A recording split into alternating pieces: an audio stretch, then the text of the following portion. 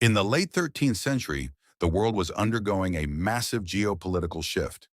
The ancient empires that had dominated the Mediterranean and the Middle East for centuries were crumbling.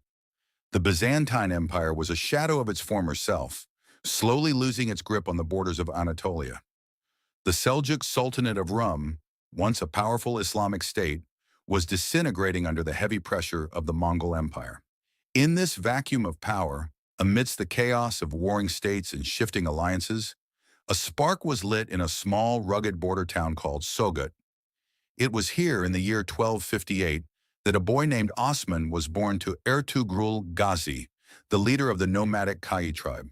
This child would grow up to reshape the map of the world and lay the foundation for a global superpower that would endure for over 6 centuries, the Ottoman Empire. To understand the rise of Osman Ghazi, one must understand the world of his father, Ertugrul.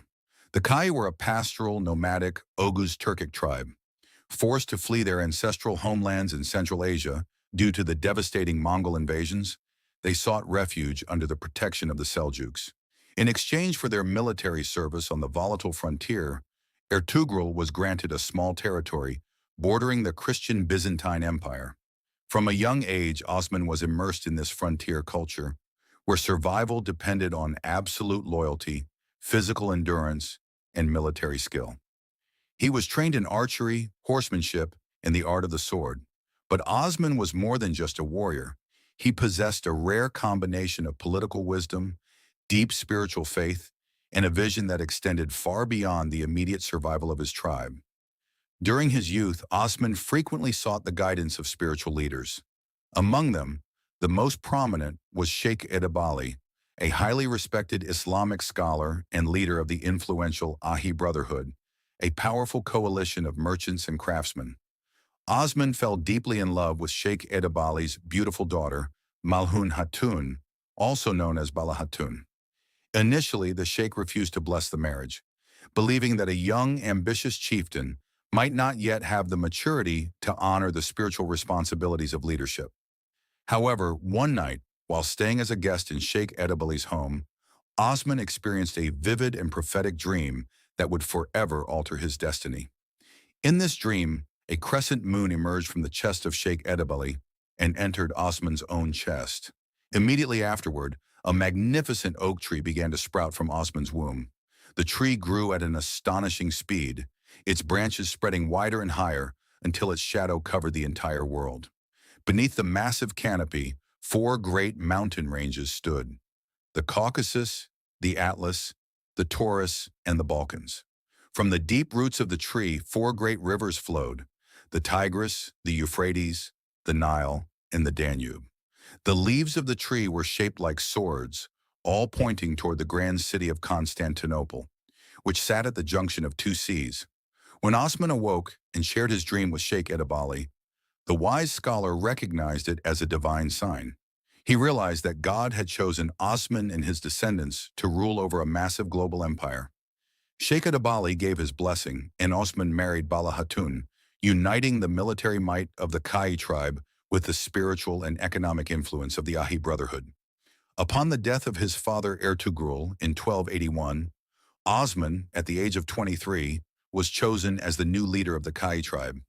He immediately began to consolidate his power and define his mission. Osman did not see himself merely as a tribal raider.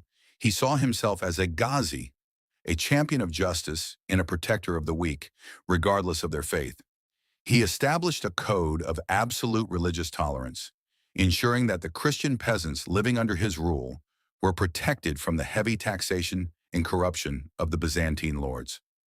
This policy of justice won him the loyalty of local populations, and many Christian warriors actually defected to join his ranks, converting to Islam or fighting alongside him as allies. Osman's military strategy was defined by mobility and speed. Lacking the heavy siege weapons required to capture fortified Byzantine cities, he relied on guerrilla warfare. He launched swift, coordinated cavalry attacks on outlying fortresses, slowly isolating the major urban centers from one another. In 1299, after successfully capturing the strategic fortress of Karakaysar, Osman declared his independence from the collapsing Seljuk Sultanate. He began minting his own coins and had his name mentioned in the Friday prayers, officially establishing the Ottoman Principality, or Beylik. As the years progressed, Osman's territory expanded through strategic conquests of key Byzantine castles, including Yarhisar, Bilecik, and Inagol. The Byzantine Empire finally recognized the growing threat of this nomadic leader and dispatched a large imperial army to crush him. In 1302, the two forces met at the Battle of Baphius. Despite being heavily outnumbered by the professional Byzantine infantry, Osman's highly mobile horse archers executed a series of brilliant flanking maneuvers, completely routing the imperial forces. This decisive victory sent shockwaves through Constantinople and established Osman as a formidable sovereign. Warriors, adventurers, and scholars from all across the Islamic world flocked to Anatolia to join his growing state. Despite his continuous military success, the ultimate prize remained out of Osman's reach: the wealthy, heavily fortified Byzantine city of Bursa. Because Bursa was protected by massive stone walls and situated on the slopes of Mount Uladag, a direct assault was impossible. Osman decided to play a game of extreme patience.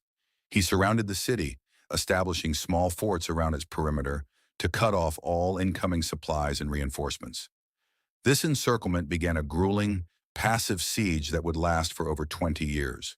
By the year 1326, Osman was an elderly man, his body weakened by years of campaigning and a severe case of gout. As he lay on his deathbed in Sogat, unable to mount a horse or lead his army, he summoned his son and successor, Orhan. Osman handed Orhan his personal sword, a weapon that would become a symbol of coronation for every future Ottoman sultan. In his final moments, Osman delivered a famous testament to his son, urging him to always prioritize justice, show mercy to the conquered, protect the scholars, and never deviate from the path of righteousness. His final wish was for Orhan to complete the siege of Bursa and bury him under the silver dome of its prominent castle. Orhan carried out his father's final command. Through relentless economic pressure, he forced the starving Byzantine garrison of Bursa to surrender peacefully without the shedding of blood. Upon hearing the news of Bursa's fall, Osman Ghazi passed away in peace at the age of 68. He was laid to rest in Bursa, inside a beautiful mausoleum that had once been a Byzantine monastery, beneath the silver dome he had envisioned. At the time of his death, Osman Ghazi left behind a small but incredibly disciplined and dynamic state. Over the next 6 centuries, his descendants would expand this territory into an empire that spanned 3 continents, conquered Constantinople, and controlled the crossroads of the world.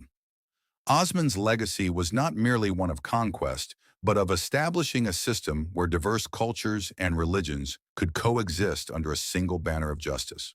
The sword of Osman remained the ultimate symbol of sovereignty, reminding every future ruler of the humble shepherd tribe that dared to dream of a world under the shade of a single great oak tree.